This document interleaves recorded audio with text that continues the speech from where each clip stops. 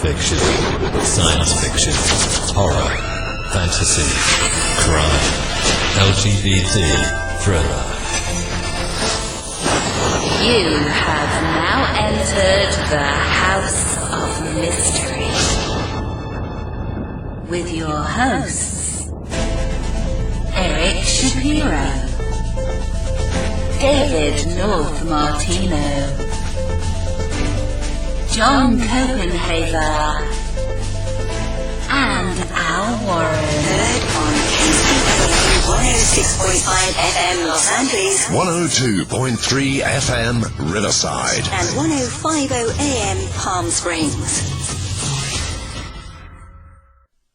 Welcome back into the House of Mystery, and of course I'm Al Warren. Co-host is David North Martino. My real name again. Yeah, I know. Two That's days crazy. in a row. And well, you know, I mean, after that last week, I was getting too much mail about being mean. I was being mean again. I was on the upswing of, you know. And, well, I'll answer to anything. Just about. Maybe.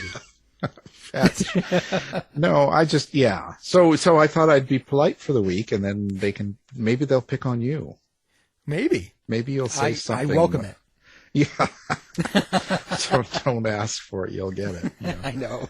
People have nothing to do, you know. And I guess you're jumping off of Twitter right away. Hey, you're hiding now because. Oh yeah, I'm in hiding. Right. Yeah, it's crazy. Crazy all that people just go wild with these stories. So yeah. Well. Okay. Yeah, I know. So let's see. Now we are talking about Marilyn Monroe today. Now we're not talking about any of the conspiracies that we've had on before, those silly things. What we're going to do is talk about Marilyn on a realistic kind of life portrait sort of way. And we've got an incredible author from the UK that's written several books covering Marilyn and kind of different parts of her life. So new book coming out, When Marilyn Met the Queen, Marilyn Monroe's Life in England. And that comes out, I believe it's next week on Tuesday, May 3rd. So the author's here, Michelle Morgan. Thank you for being here. You're welcome. Thank you for having me. Oh, it's a pleasure. This is a thrill. It'll be good to talk about Marilyn as more of a human being and kind of more realistic things than space aliens and lizard people and stuff. You know, it's just you've written several books now. You've covered her a lot. What is the attraction for you to in-depthly cover Marilyn Monroe? Well, I've been a fan since I was 15, which is way back in 1985. And I just always, you know, I loved her ever since then. And so when I first started writing, it seemed like a natural thing to write about Marilyn. And so I wrote my first book in 1995, which was like a little book called Marilyns Addresses. And since then, it's just been, I've been very, very lucky that opportunities keep coming my way to write about her again. You know, I've done like a full biography of her, and then different publishers have asked me to write different things like about her modeling career or her life in New York in the 1950s and that kind of thing. So, yeah, you know, I'm always very, very happy to write about Marilyn. She's such a joy to write about. And I just feel like, you know, how is this work? If somebody wants me to write about Marilyn, then, you know, I'm always looking at Marilyn pictures and reading about her anyway. So, you know, how can I say no? She's just a blessing. Right. I see that. Now, when you do something like this, when you're doing the research and things like that, and you try to, you know, find people or that knew her or places, and you try to find out information, how do people act or react with you? Well, yeah, that's such a good question. So sometimes people are quite standoffish and they don't want to speak because they've spoken before and maybe their words have been taken out of context, or that, you know, they've had their fingers burnt in some other way. And I try and persuade them that, you know, that I'm a nice girl and that I won't do anything awful, and they open up to me. And, you know, some people do still say no. I asked Arthur Miller, for instance, when he was alive, if he would be interviewed for one of the books, and he straight out was just like, no, and that was it. But for the most part, I found that a lot of people are quite happy to talk about Marilyn. Sadly, unfortunately, quite a few of the people that she knew or worked with have now left us. But I've been very privileged over the years to be able to speak to quite a few, and they were all lovely. I came away from each call or each meeting thinking, that I've found a new friend, and oftentimes I have, because they're just, they've all been just lovely people. And to be honest, I haven't met, well, maybe one or two who've said, negative things about her, but for the most part, people want to speak about the real Marilyn and who she really was, and how happy she made them, and what it was like to actually know her, which I think is really important. Well, what do you think the biggest misconception or the biggest thing is that people in general public think they know about her that isn't true? I think the main thing is that people think that she was a dumb blonde because of the roles that she played on the screen. And she actually addressed this during her life and said, she didn't really understand it. And I don't understand it either, because, she was an actress and she played these dumb blonde roles. Some of them weren't dumb blondes at all. But there's absolutely no reason for people to think that she was dumb as a person. She had a huge book collection. She was never without her head in a book. She studied acting. She did all these different things that she was very brave. She was very strong and determined, and she was in no way, shape or form a dumb blonde. And if you speak to anybody who knew her, nobody has ever said to me she was so dumb. Nobody. Everyone is always very forthright in their observations that she was very, very smart. So what brought her to the UK? What brought her to England? Well, she came over here in 1956 to make a movie called The Prince and the Showgirl with Laurence Olivier. And she wanted to work with Laurence Olivier because he was the so-called greatest actor. And she thought that would make people take her more seriously. He was quite keen to work with her because he was having trouble getting another film off the ground, and he thought that it would just be this sort of fluffy rom-com that he could just, sort of do and then get back to the more serious Shakespearean stuff. And so, that's why she came over here. Both of them thought that it would be a wonderful time. Unfortunately for them, it didn't work out that way. They didn't get along at all. And it's been really interesting to write about that, because both of their misconceptions, they just had so many misconceptions of what was going to happen on the set every day, and it just didn't work out like that.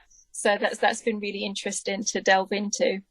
Well, what would be the problem? Is it because of the, Olivier being more of a serious, trained theatrical actor, and Marilyn being more, I guess, of a commercial success actress? Is it just sort of the difference of their approach to acting, or was it personal? I think that it was both of those things. When Laurence Olivier was the director, and he introduced Marilyn to the rest of the cast and crew, most of which he had already worked with before. So they were all old friends, all working at Pinewood together or in the theatre together. And he basically introduced her and said, that her technique wasn't the same as their technique. So they would have to be a bit patient, or, what words to that effect. And she took that as being very condescending and patronizing. And from that moment, she wondered, what she was getting herself into. And vice versa. He then wondered about her technique, because she was a method trained actress, and she brought along all her entourage and her drama coach and everybody else. And of course, then she was also not known to be on time. So she was quite often late on the set. Sometimes she didn't come at all. And all of those things just sort of worked everybody up. But within that story, there's so many layers to the story, because there's that story of them actually making the film. But then there's the other story as well of the press and the journalists and everyone else got so angry because they were kept away from the set by Laurence Olivier. So they spent a lot of time trying to break into the set and trying to create these different stories and find out all the different scandals and all that kind of thing. And then there's also the story of the whole of the UK just went completely Marilyn crazy in the summer of 1956. Everybody wanted her to come and open their garden fetes or their supermarkets or whatever it was. And so there's so many layers to the story. But, at the very heart of it is the fact that these two superstars just really, really hated each other by the end of the trip, and they couldn't wait to say goodbye. Well, that's, it happens, but it's funny. Did you have any problems finding out about their relationship from anybody? Were people kind of protective of what really went on behind the scenes? I was really lucky. I mean, I've been researching this book for 30 years. This is the first book that I ever wanted to write. Now, I've now had like 25 books published, and this was the very, very first book that I ever wanted to write. So back in 1992, I started to research and I started to interview people. And some of the people that I was trying to interview then, they wouldn't speak to me at that point.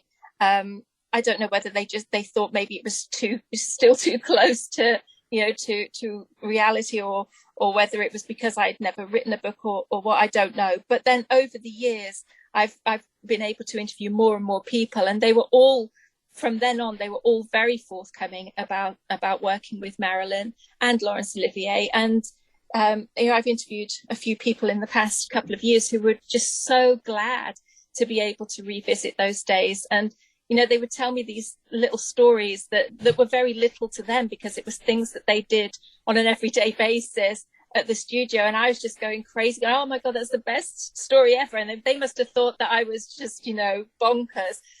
But they all really enjoyed going back to those times and talking about not just Marilyn, but what their life was like in Pinewood Studios and their working day and everything else. So it's been a huge blessing for me to speak to all of these people. Well, I was just wondering, you're talking about your first book coming out or writing it in 1992. What made you want to write? Well, it's funny because when I was a teenager, I always thought I wanted to be an actress. And I think that was mainly because Marilyn was an actress. And at that point, I was like, well, I want to be like Marilyn. And so I used to write these letters to producers and things and, theatre companies and stuff. And every single one of them would write back to me and say, I don't know how you can act, but you sure can tell a good story, or you sure can write a good letter. And it suddenly occurred to me when I was about 20 that I'm not actually an actress, I'm a writer, because they used to say to me, okay, come for an audition. And I'd be like, oh, no, I can't go for an audition. What are you talking about? And then it was just suddenly just occurred to me, my whole life I've written stories and imaginary articles and imaginary books and all these things. I used to read, I still do read all the time. And so it was just suddenly like an awakening. And I remember going to my acting teacher and saying, oh, I'm not going to be an actress anymore. I'm going to be a writer. And she sort of poo-pooed it. And it gave me great pleasure to send her a copy of my book a couple of years later and say, well, I am a published author now. Oh, but that's sure. really how it happened. I just woke up. Yeah, take that. Yeah. How was Marilyn in the UK? Like, before she arrived, first of all, was she popular there, or was she not really a figure they knew about? No, she was very, very popular. She was as popular over here as she was in America. And when it was first announced that she was coming over here, everybody was just so excited about it. The newspapers were sending journalists to the house that they thought that she was going to live in. Some of them took pictures of her bedroom. One of them took a picture of him lying on the bed that they thought that she was going to be staying in. I mean, everyone was just, really excited about her coming over here. So she was a huge star when she came, but I think she was even bigger by the time she left. So was she received really well then when she arrived in London? She was. A couple of days before she arrived, her representatives went to London Airport to talk about the security issues. And the stuffed shirts in the offices were like, oh no, we don't go for that kind of thing here. We're just going to treat it like any other arrival. And then by the time she left New York, they had realized that it was going to be a huge thing when she came. And by the time her plane left, there was literally hundreds of people on the tarmac. There was people actually on the planes looking over on the wings of the planes and everything. Everyone just went crazy for her. So it was a huge deal when she came. And then after that, everybody used to crowd around her door or her driveway gate trying to see her. People were, going up the driveway, trying to get into the house. We had the students who came and serenaded her under her bedroom window in the middle of the night. Everybody wanted to see Marilyn. But the thing was that everybody who thought that she was going to spend a lot of time conversing with the journalists who were camped outside her driveway, they became disappointed. And so the mood sort of started to shift when the journalists realized that she wasn't going to be as open to them as she was with the public, and that she was actually here to work. So the media for a time did sort of not sour towards her, but kind of made snipey little remarks about her. But certainly the people still loved her. And I've spoken to so many people who spent their summer holidays that year just standing at the gates of her house waiting for her to come out. And I just love that. I love those stories. And, everyone just seemed to love her. Yeah, that's what I have to go through. Yeah. Yeah, me too. Yeah, they're always waiting at the gates of my house. Well, with picket signs. Yeah, well, yeah, that's for a different reason, but yeah. I wasn't going to mention that. But. Now, you mentioned how the press was a little snipey, or in the book part, you kind of meant to say they're hostile, actually. So, was that the primary reason that they had that kind of hostile behavior toward her, or was it something more? Yeah, I think it was because they couldn't have access to her.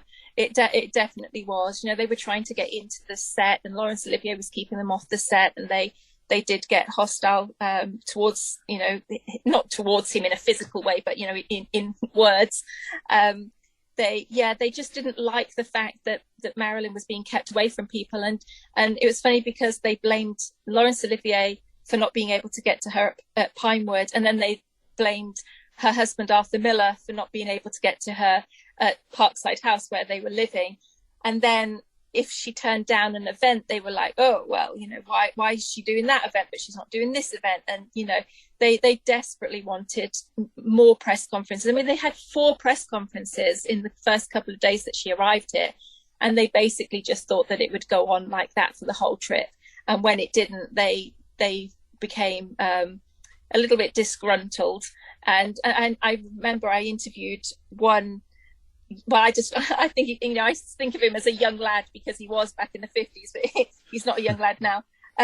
He was standing outside the gates, and a journalist actually gave him a letter and said, I dare you to go over the fence and go and give this letter to Marilyn. They're just all sorts of things like that. And then 2 other journalists got into the grounds, and they scaled up to the top of the house and tried to dangle off the roof to try and see Marilyn in her bedroom, and just all things like this. They were very, very frustrated that she wouldn't give them the time that they wanted to have with her. Yeah, sounds like it. Well, but that's the press, Yeah. Awful people. Yeah. Well, so that's curious. So now, how did the Queen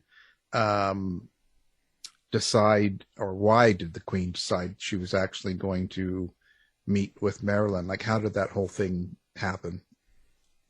Well, Marilyn really, really wanted to meet the Queen, and from the moment she came here, she started buying things that the Queen liked. Like, she went to Harrods, and she bought gloves from the Queen's glove maker, and little bits and pieces like this. And she desperately wanted to meet her.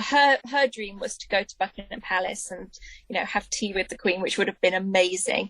But unfortunately, that didn't happen. But she had a press person who used to have a list of things that she wanted him to do, and one of the things was, meet the Queen. And Laurence Olivier would sort of, poo-poo it and just take it off the list every day. He didn't think that she was worthy really of meeting the Queen. However, the Queen's representatives knew that there was going to be this Royal Command performance coming up, and they thought that Marilyn would be ideal to meet the Queen. And it may not have been, tea at Buckingham Palace or Windsor Castle, but it was going to be a huge event. There was lots of celebrities there, and it was a film premiere where all of the celebrities were lined up, and Marilyn was one of them. And the Queen came down the line and she shook everybody's hand. And then when she got to Marilyn, they had a little conversation, because the Queen said to Marilyn, "Oh, I hear that we're neighbours." And Marilyn was a bit confused, and she says, "Well, I live in Surrey." And the Queen says, "But I just live next door in Windsor." And so they had a little bit of a discussion about that, and about riding her bicycle in the park and things like that. And then the Queen moved on, and Princess Margaret then spoke to Marilyn as well. And she spoke about Marilyn's husband, Arthur Miller, was doing a play at the time, and Marilyn asked her if she would go along and see the play. And the funny thing was, I wrote to her in the 1990s and said, "Do you remember if you did go and see the play?" And she had actually did go, because Marilyn had asked her to.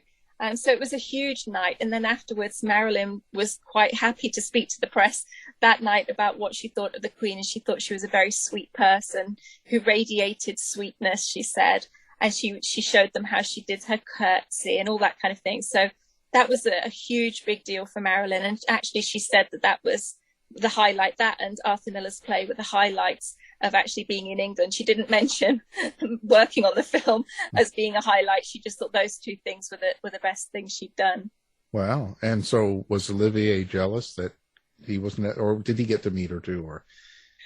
Well, I mean, Olivier was, friend of the royals. And I think that's one of the reasons why he didn't want Marilyn to meet her, because, he thought that, I'm just, presuming that, he was the one who had friends in royalty. And I'm not sure what his reaction was after Marilyn had met the Queen, but I can't imagine that he was very impressed by the whole thing. I mean, by that time, they had almost finished making the film anyway, so he was sort of distancing himself from the whole debacle anyway. So I can't imagine that it made any kind of, effect on his day at all.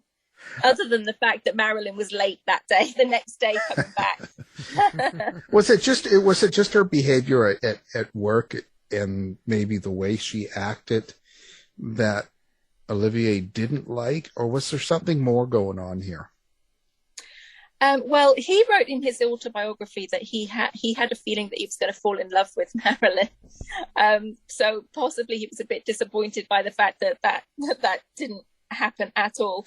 But it was the way that she was always late on the set, or when she came onto the set, and they'd be all in full costume, and something would happen, he would say something that she didn't disagree with, and she would just walk off, and she'd be gone for a couple of hours. And sometimes somebody would have to go to the dressing room and just beg her to come back. So it was quite a challenge to work with her. I mean, so many people have said that it was a challenge to work for Marilyn or with Marilyn. And he just wanted everything to go to plan the way it had when they did it in the theatre, because they'd done that play in the theatre and everything was fine. He just wanted, a quick, make this film and get out of here. But it didn't happen that way. Did that film do well or no? Well, it had mixed reactions, really. I mean, I absolutely love it. Because, I'm a Marilyn fan and I'm British and it's a British film and all this sort of stuff. But it did have mixed reactions. Although so many critics, actually, this is a funny thing, the critics sort of said that Marilyn was one of the best things in it, and Laurence Olivier was very stilted and, and they didn't really understand his character or what he was doing. But Marilyn, she did receive quite good reviews for it. So in that way, it was a success. Did the Queen ever talk about Marilyn? Well, the Queen famously doesn't talk about anybody. Right. So we don't know. But I know that she had seen Marilyn's films, because a couple of years before she met Marilyn, they went to another film premiere, and Jane Russell was there, and the Duke of Edinburgh and the Queen spoke to her, and they actually mentioned Gentlemen Prefer Blondes. So they had seen that, and they talked about that for a little while. And then shortly after the meeting, there was an article in the newspaper that said that the Queen, as a result of meeting Marilyn, the Queen had watched a lot of Marilyn's other films. And this was a funny thing, because she was also quoted by a friend, you know, in inverted commas, as saying that she felt sorry for Marilyn because she had licked all of her lipstick off out of nerves on the night that she met her. And if you look at the old footage, there is Marilyn licking all her lipstick off. So that's quite an interesting observation. But yeah, famously, she doesn't actually say anything. I mean, I wrote to her in the 90s and said, you know, would you like to tell me about how, you know, what it was like to meet Marilyn? And no, I didn't get an exclusive interview with the Queen, unfortunately. Well, you know, she mustn't have got the letter. Yeah. I mean, how could she not? You know. Exactly. So the whole thing is just pretty amazing. So when someone picks up this book, takes it home, is there something you hope that they take away from the book other than the actual, you know, story of just, you know, the Queen meeting Marilyn and that? Was there something more? I hope that when people read the book, they'll see Marilyn as a human being, because so many times, you know, she's seen as this person on the screen, this dumb blonde or whatever on the screen, and or just a pin-up on somebody's wall. But she was a real life human being, and I think that the book shows that she was a, you know, living, breathing person with faults and with wonderful personality as well. And so I just hope that they see how hard she worked, and it wasn't an easy trip. It wasn't easy to be over here with, you know, surrounded by strangers from, you know, who all appeared to know each other. It was a hard trip for her. So I hope that they do come away seeing Marilyn as a human being, just like you or I. Yeah, that would be a lovely thing if people saw that of her. Why do you think that people had that impression? Is it just the way Hollywood presented her and the way she was shown in magazines and things? Like what? Because like, and I say that because there's a plenty of, you know, other actresses, and even during the time that became famous, that were also good looking and had more of a reputation of different than her. You know what I mean? Considered to be more smart, I guess that's the word. Mm-hmm. I don't know. I think that's the $1 million question. I think that it hasn't helped from when Marilyn passed away until now, that, you know, the strange articles that have popped up over the years saying that she's one thing or another, and it's just, you know, I think everybody has a different idea of why that happened. It's peculiar to me because, you know, you don't look at any other actor, like you don't look at Johnny Depp and think that he's really a pirate, or you don't look at Arnie and think that he's really a robot. You know, it's incredible to me, but that people look at Marilyn and go, oh yes, she's a dumb blonde. That is very strange. I think it probably says more about them than it does about Marilyn, in all honesty. Yeah. It's just strange how it's held on for years. It's not like, you know. What was your favorite thing to learn during researching this book or writing it? I loved hearing about how Marilyn was with the residents of Englefield Green, which was where she lived. It was so lovely to hear about, you know, she used to come to the gates and talk to the people and what she used to speak to them about, and what she, you know, all the different things that they spoke to her about. And that was lovely, because that showed her in a very down to earth, you know, sort of normal way. I loved that. I also loved finding out about how different people chose to use Marilyn's name and Marilyn's image to further their own cause. You know, for instance, like, you know, beauty queens, if they looked like Marilyn but didn't win the beauty contest, they'd complain and say, well, people don't like Marilyn Monroe types. Why don't they like Marilyn Monroe types? You know, they were using her name constantly in the press to sort of further their own feelings about different things. And she was discussed in the Houses of Parliament and different councils up and down the country. There was councillors who wanted her to be on road signs, just silly things like that.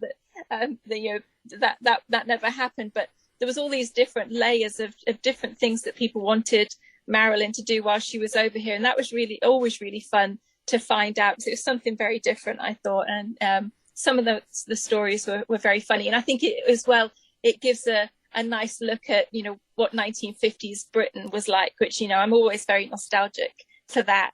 So yeah, that was lovely. Well, having written so many books about Marilyn, why do you think people have such an insatiable appetite to learn more about her? I think that it's because she's many different things to many different people. Some people love the fact that she spoke out against Hollywood, or the men of Hollywood. They love that she studied acting. Some people just love the image of her on the screen, or on their walls, in posters, all these different things. So I think that she's such a deep question, because she's just so many things to so many different people. And I think that's what keeps her memory going, because we all have a particular type of Marilyn that we like, and a different era that we like to read about or find out about. I mean, I love all of her life, but there are things that I've always loved, like the England trip or whatever, and when she was in New York. So yeah, I think she's just many different things to many different people, and I love that. So the place she was staying at, was it the place the press thought it was, with taking pictures of the bed and all that, or where did she stay? No, it wasn't that house. This was the funny thing. That house actually belonged to a very eccentric lady called Mrs. Coates Preedy. And she was this lady who thought that she was going to become Marilyn's best friend, because her house had been rented for Marilyn.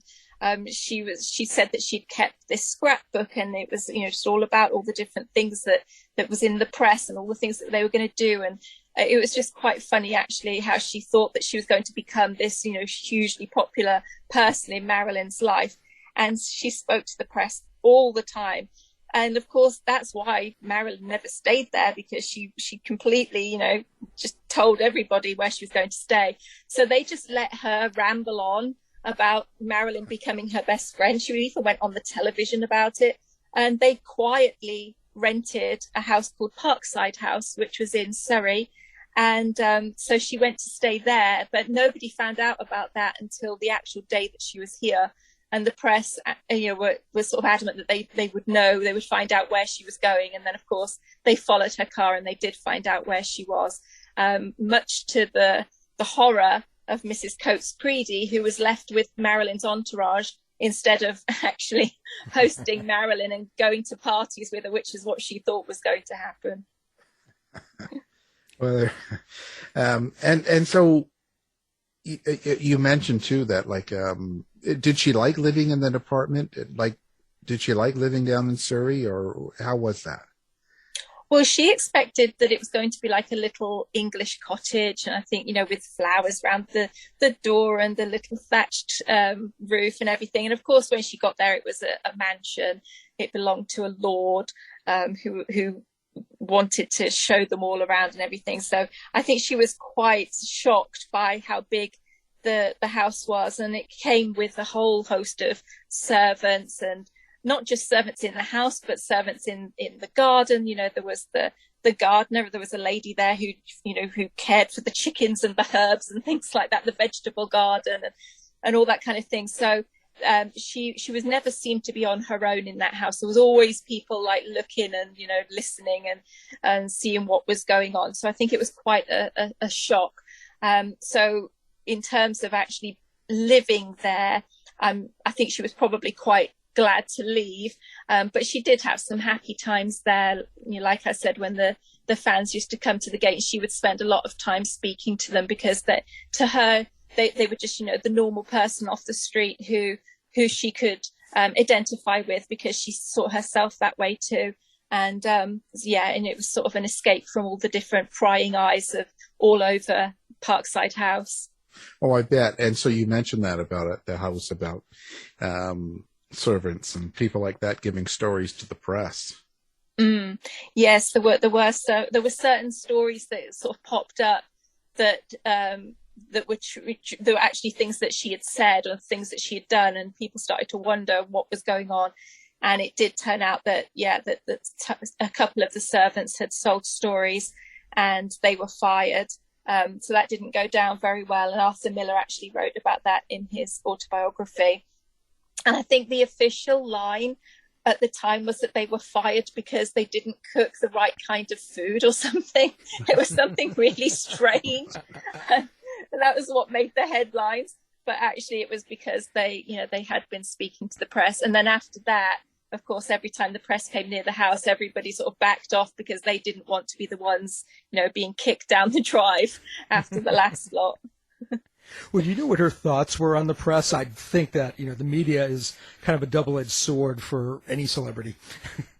Yeah, I think that she, when it was on her terms, she really liked them. Like when she did the press conferences and everything, the press were wrapped around her little finger. She loved it. And, she really brought everyone together in the room, and she was just wonderful in it. But when they started to sit outside her door, she didn't like that. I mean, she wanted the public side of being available to the press, but then she wanted her, human being private side, which I can absolutely understand. And she did not like them hanging off the off the roof, looking through her bedroom window, for instance. I think she could have done without that. Oh, geez, that's just the beginning of the fun. Yeah. Come on. Yeah. And so this whole trip, when she went back to America, how do you think this UK trip changed her? Did you notice something different in her behaviors after she went back to the US? I think that she did want more privacy, and certainly the next year, 1957, she didn't work at all. Her and Arthur Miller sort of divided their time between living in New York and Connecticut and Long Island. And she said when she was leaving England that from now on what she wanted to be was a wife. She wanted to concentrate on being, Mrs. Arthur Miller and living this, so-called normal life. So I think it did show her a little bit about, what she was missing, because she came over here as a newlywed. They had literally just been married a couple of weeks. So to get that start over here of everybody just into her business as soon as she came over here with a new husband was quite a surprise to her. So I think that she did go back home thinking that she wanted to recover from the making of the film and just be quiet for a while, which she was for a good year and a half before she went into making Some Like It Hot, which they didn't start shooting that until mid 1958. So she did have a very long block of time off, which she hadn't really done before. Well, what was Arthur Miller, her husband's, opinion or his kind of overall attitude toward the UK and how Marilyn, how it treated her, for instance? Like, what was his thoughts? I think he really loved the UK. He did a play over here. He was very comfortable here. And in fact, I think one of the government departments actually asked him if he was, actually planning on leaving, because he seemed to be too comfortable over here. And they were a bit worried that his passport would run out and he'd still be here. But I think that he was surprised by what it was like to be with Marilyn as a working actress, because he hadn't really seen that side before. When they were going out with each other, she had been making Bus Stop, but he hadn't been with her all that time when she was making it. But now here he was asked to be going onto the set, some days. He was asked to, be on her side instead of Olivier's, when it's sometimes he actually felt a little bit sorry for Olivier. So I think it was a bit of a confused time for him, but certainly he really did enjoy being over here himself. By his own admission, he thought it was a lovely place. And of course, he visited again many times. Yeah, that's funny, So he didn't really fight with Olivier, or he wasn't mad at him for being mean to her. No, and that caused a little bit of chaos too, because he felt like he couldn't speak to Marilyn about, the way that she was on the set and things like that. And he did feel more compassion towards Olivier at times. And so he ended up writing his thoughts on a notebook. And somehow, we don't quite know how, but somehow Marilyn was able to see it. The official story is that it was on one of his desks, and she came to look for a pen or her script or something, and she came across it. And it said something about how he was disappointed in her. And she took it very, very badly. And that caused chaos on the set too, because she had a bit of, a breakdown. So she was off work for a while. And it was a very, very horrible time. And I know many, many people who say, oh, he should never have done that. That was the beginning of the end. That was a terrible thing to do. And it was a terrible thing that she found it. But I had to approach this when writing the book. I had to approach it in the way of a writer, and to think of myself in a way, because we do write things down. Writers are, we write stuff down that we can't speak about. And I have to say, in the early years of my marriage, if my husband had read my diary, we'd have had the same situation, because it's just one of those things. So I sort of came at it by, at that angle, and I completely understand that he had to write down his feelings. Why he didn't hide it, I don't really understand that. I don't know how that happened, but it's a terrible thing that she found it, and it's a terrible thing that she thought those words were his official words on how he felt, when actually it probably was just a spur of the moment. He probably thought it, wrote it down, got on with his life, and then of course she found it, which was a terrible mistake of his to make. Well, maybe he wanted her to find it. Well, yes. Well, that's the thing. We just don't know, and he never really spoke about it. So no, we just have our imaginations. Come on. We just have to guess. Yeah. Well, I'm with the press. Let me change this. No. Well, it's pretty amazing. So, so the book comes out in the week. It comes out on the 2nd. That's fantastic. Thanks. What have you got planned next? Are you going to continue to write more about Marilyn? Have you got more stories to come up with? I'd love to write more about Marilyn. I mean, she's my happy place. I just love her. And, whenever a publisher comes to me and says, oh, we've got a good idea for another Marilyn book, if it's a great idea and, I want to hear about it, for sure, definitely. I would never, ever say that I would never write about Marilyn again, because I just love it so much. But I've also written about many other people. So I like to write about whoever I can. And I've also written several novels. So I'm going to write another novel, hopefully this year. So yeah, I like to keep busy, but at the heart of everything I do is Marilyn. And if anyone ever wants me to write a good book about Marilyn, then I would have to have a pretty good reason why I wouldn't want to do it. Well, there you have it. And now, so do you have a website, or do you have social media that you like to interact with fans and readers? I do. I have Instagram and Twitter and Facebook, and you can find me on Instagram and Twitter at mmwritergirl. And on Facebook, you can find me at the official Michelle Morgan author page.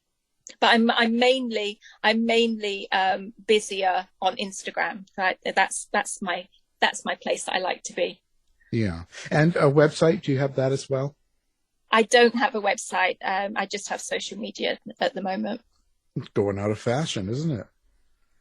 It is. I did used to have a website, but then I found that I wasn't updating it, at all. And so I just thought, well, I don't know. I sort of left it as an experiment to see if I did need it. And it turns out I don't think I do need it. I think as long as you've got social media where people can contact you, then I think that, that's a good thing.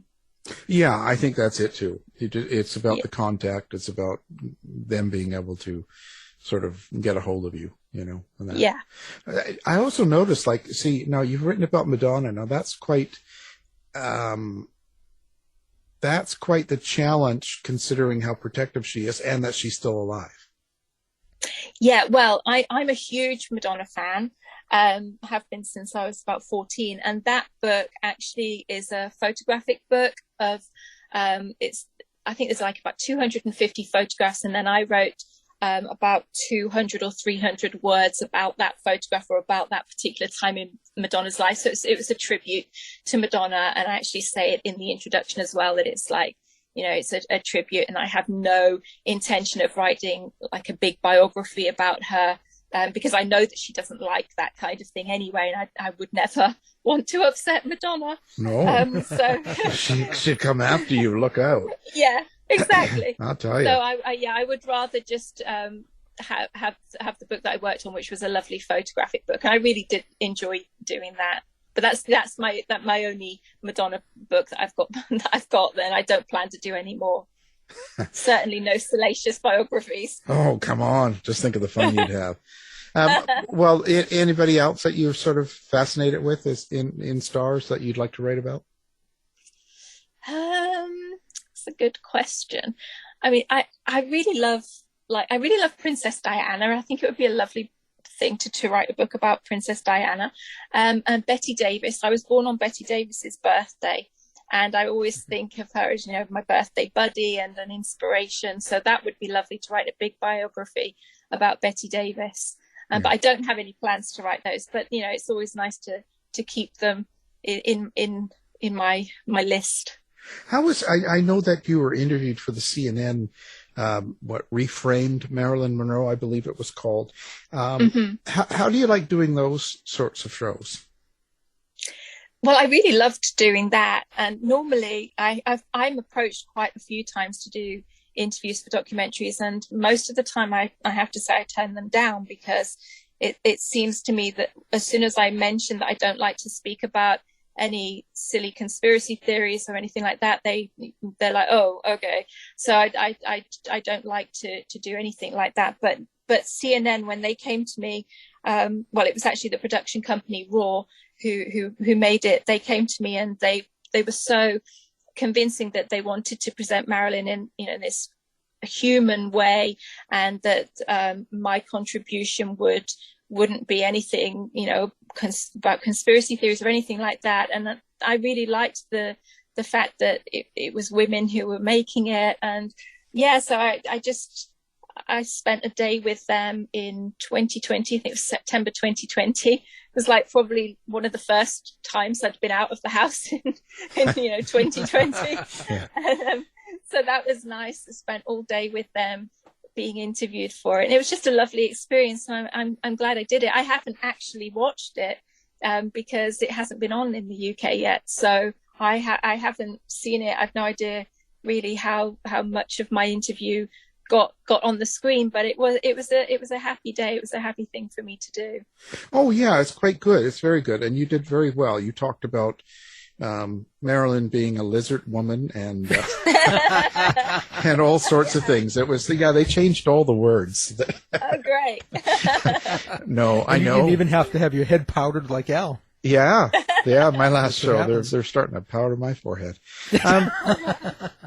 Well, it's an interesting thing, and it's a good thing like that. How was COVID for you and writing and doing your work? I mean, for me, it was okay, because I worked from home anyway. The thing that was quite an adventure was suddenly my daughter was at home from school. Obviously, I'm used to her going out every morning. My husband was home working from home, so that was interesting, because I'm used to complete silence for the whole day, and then all of a sudden the TV was on and the radio was on, and this, that, and the other, and so that was a bit of a challenge. But once I got into the swing of it, it was nice having them home. But yeah, the whole thing was just I still can't even believe that we went through all that. To be honest, it was a very strange time to be alive. It certainly has been. I think the whole last 5 years or so has been kind of strange. Yeah. But it's kind of what we go through. In the Hollywood time of Marilyn was probably one of the biggest stars in the 60s. Wasn't she one of the highest paid back then? Well, Marilyn's pay would I would be quite happy to be on Marilyns pay what she was on then. But she was never really hugely well paid in comparison to some of the others. I mean, I wrote a book about Carole Lombard, and she was the highest paid actress for a while. I can't remember how much she was paid, but it was something really, really huge. And Marilyn always said that she was never really into it for the money, although, you know, obviously she wanted to be paid fairly. She was more into it for the good roles and having director approval and all that kind of thing. So no, she wasn't one of the hugely paid actresses at all, although, as I say, it would be nice to be on her money right now. Oh, yeah. I mean, you know, even little money in Hollywood in those days. Was she the person that was always wanting to be an actress right from a kid? Well, she grew up not really wanting to be an actress, or she said she didn't really think about being an actress, but she did play out all the different scenes that she would see in the cinema. If she went to see a film, she would then play out all these different scenes, but she didn't sort of see that it was actually acting. She just sort of saw it as playing. And then when she was 16, she was sort of married off to the man next door, the boy next door. And during the war, somebody came to the factory where she worked and took a picture of her, and that's how she became a model. But at that point, she was just concentrating on modeling. She wasn't concentrating on acting at all. And it wasn't until a year or so later that somebody, you know, sort of said to her about acting, and she started to think about it a little bit more. And then all of a sudden, you know, she didn't want to be modeling so much anymore, that she did want to actually be an actress. But I think that it was like me when I was saying earlier how I grew up not realizing that I was a writer, but I actually was. I think it was the same with her, that she was, you know, playing all these different parts, acting out all these different roles, not realizing that she was actually acting. She was just playing as far as she was concerned. So, I think that she was destined to become an actress one way or the other. Well, she's been very influential. What do you think her legacy is? Well, I think that depends on who you speak to. I hope that her legacy is of this brave, strong human being who wasn't scared to stand up for herself, wasn't scared to speak out about the things that were going on in Hollywood. You know, she spoke out about the wolves, as she called them, you know, different producers who tried to try different things with her, and she spoke out about them, and she walked away from her Hollywood career to start her own film company because she didn't like the roles that she was getting. All sorts of different things like that. She was such a strong person, and I really hope that she eventually is remembered for being so strong and one of the bravest women in Hollywood, certainly in my opinion. That's what I would like. Well, it's always an interesting conversation about stars like Marilyn and from people that know all about it. So we really appreciate you being here. We're going to have your social media and your book up on our website so people listening can do one click and find you and find your books. So thank you. It's been a pleasure. Again, we've been talking with the great Marilyn Monroe writer, Michelle Morgan. Thanks for being here. Thank you so much for having me. It's been really lovely. Thanks, Michelle. Tired of wasting time trying to decide what to watch on your streaming service? Go to our website and look for the Martino movie reviews. You've been listening to the House of Mystery radio show. To find out more about our guests, hosts, or shows, go to www.houseofmystery.com. Show's over for now. Was it as good for you as it was for me? Well, good night. This has been a production of Something Weird Media. I'll be back.